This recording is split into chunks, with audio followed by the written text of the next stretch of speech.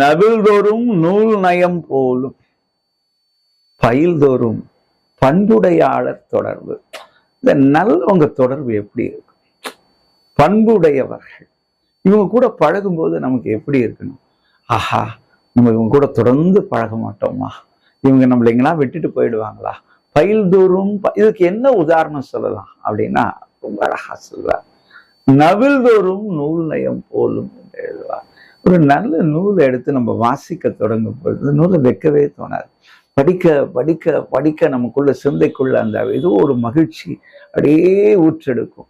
நம்மளை அப்படி அது கீழ் வைக்க தோணாது. நவில்தோறும் நூல் நயம், அந்த நூலின் நயம், அந்த சிறப்புகள் எப்படி நம்ம ஈர்க்கிறதோ அது போலத்தான் இந்த பண்புடையாளருடன் பழக பழக பழக நமக்கு அது விளைவு. அதனால்தான் மூவாவது இடத்துல சொல்றார், அதாவது நல்லவர்கள் நட்பு என்பது எப்படி என்பதை, அது மனிதர்கள் கூட நம்மிடையே சண்டை போட்டுட்டு போயிடலாம், ஆனா நல்ல புத்தகங்கள் என்றுமே நமக்கு உடனிருக்கும் என்பதை ஒரு கருத்தாக சொல்லுவார்.